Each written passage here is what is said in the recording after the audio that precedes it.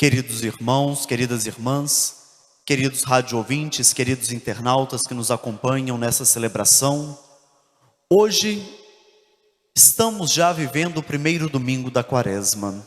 Quaresma, um tempo privilegiado para a nossa fé cristã e que a Igreja nos propõe como um grande retiro espiritual para todo o povo de Deus viver, que dura 40 dias. E neste buscar viver este retiro espiritual, nós somos convidados a olhar para a nossa própria vida e refletir um pouco como está a nossa relação com Deus. E olhando para dentro de nós, percebermos um pouco o que está preenchendo verdadeiramente a nossa vida e o nosso coração. Muitas vezes nós temos a mania de dizer, e a tentação também de dizer: a minha vida está muito cheia, eu não tenho tempo para nada, não tenho tempo para poder ir à igreja, não tenho tempo para poder tirar um minuto do meu dia para poder rezar, porque já tenho muitas coisas para poder fazer. Mas se olharmos para a nossa vida, o que está realmente preenchendo a nossa vida que nos rouba o tempo de estar com Deus e com os irmãos? Nós vamos percebendo que muitas coisas nós vamos colocando na nossa vida e essas coisas vão nos atrapalhando de ir ao encontro de Deus e ao encontro dos irmãos. E essas coisas vão enchendo o nosso coração de tal maneira que nós não vamos deixando espaço para que Deus possa agir verdadeiramente em nossa vida. E com isso, quando nós vamos percebendo, já estamos longe demais de Deus. Porém, nunca é tarde para retomarmos o nosso caminho e nos aproximarmos de Deus. E é interessante notarmos que muitas coisas nós às vezes pensamos que são coisas corriqueiras da nossa vida, mas não são. São coisas que vão nos afastando pouco a pouco do contato com o Senhor. E hoje nós vamos desmistificando com o Evangelho aquilo que são as tentações do demônio. Porque muitas das vezes as coisas que vão acontecendo simples em nossa vida, nós pensamos: isso é normal acontecer em minha vida. E não são. E nós às vezes esperamos que a tentação do demônio vai ser uma criatura muito feia, muito espantosa, que vai aparecer em nossa frente e vai querer nos convidar para sair do caminho de caminhada com o Senhor. Porém, não é assim. O demônio, ele vai nos tentando nas coisas mais simples da nossa vida para querer nos afastar do contato diário com o Senhor. Hoje, no Evangelho, nós escutamos que Jesus foi tentado primeiro com a comida. E nós também, muitas das vezes, somos tentados a querer desafiar a Deus naquilo que Ele deve fazer em nossa vida. E assim, nós vamos colocando em xeque o que é a nossa crença em Deus. Nós vamos deixando de acreditar que Deus realmente está vivo e verdadeiro e atuando em nossa vida e começamos a pensar: será que Deus realmente cuida de mim? Será que Deus realmente está ao meu lado, olhando para as minhas necessidades? Isso é o que o demônio quer que nós pensemos.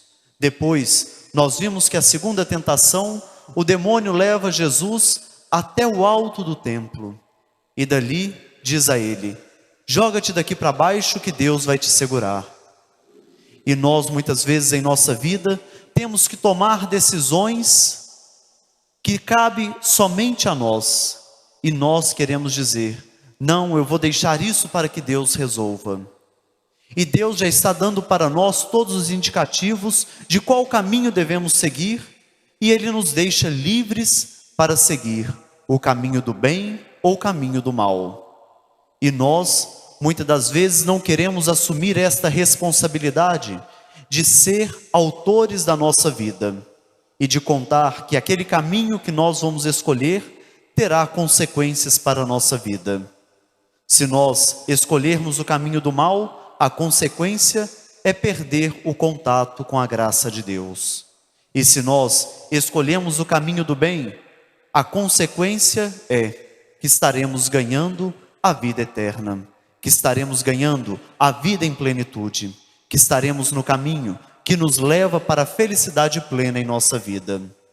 Depois, Satanás desafia Jesus a querer adorá-lo. E quantas vezes em nossa vida nós colocamos muitas outras coisas a serem adoradas por nós e não Deus? Quantas vezes nós idolatramos o poder, a riqueza, idolatramos pessoas, idolatramos coisas e esquecemos que o centro da nossa vida deve ser sempre Deus. Esquecemos que devemos colocar toda a nossa confiança nas mãos do Senhor, na certeza que Ele nos conduz por todos os caminhos que devemos andar. E hoje, na nossa liturgia, já desde a primeira leitura, nós vamos vendo isso, que a nossa confiança deve estar em Deus, deve estar naquilo que o Senhor nos convida a viver. Porque se nós realmente buscarmos seguir aquilo que o Senhor nos propõe, nós teremos a vida em abundância, nós teremos como prêmio a vida eterna. E Deus nunca se cansa de buscar a nossa salvação e oferecer a cada um de nós as possibilidades para a conversão do nosso coração todos os dias. Ele nem mesmo poupou de mandar para nós o seu próprio Filho para que pudesse trazer para nós a salvação, para poder restaurar a humanidade que havia perdido pela desobediência de Adão e Eva a graça do paraíso. Deus manda seu Filho para restaurar em nós a graça de vivermos em união com Ele e de estarmos sempre sentindo e percebendo que realmente somos filhos de Deus e que Ele, como Pai, quer cada um de nós junto de si. E como Pai, Ele nos ama e vai dar tudo para a nossa salvação, vai dar tudo para ter os seus filhos junto dele a todo custo. Como qualquer pai nessa terra e qualquer mãe faz de tudo para poder ter os seus filhos perto de si, para demonstrar a eles quanto os ama, Deus também faz isso conosco.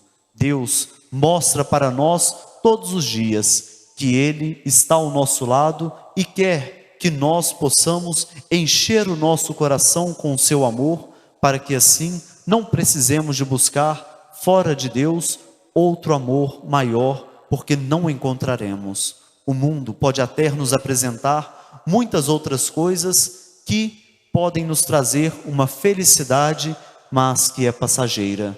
Uma felicidade que ao início parece algo que vai preencher toda a nossa vida, mas depois esta felicidade acaba e vem o vazio em nossa vida, porque o nosso coração não foi plenamente preenchido. Porém, quando buscamos preencher o nosso coração em Deus e buscamos viver com Ele e viver as alegrias que Ele nos propõe, nós vamos perceber que a nossa vida será plena e nunca nos faltará a certeza de que Deus está conosco e Ele é a nossa força, e que a nossa felicidade é plena por saber que não estamos sozinhos em nenhum momento da nossa vida. Louvado seja nosso Senhor Jesus Cristo. Para sempre seja louvado.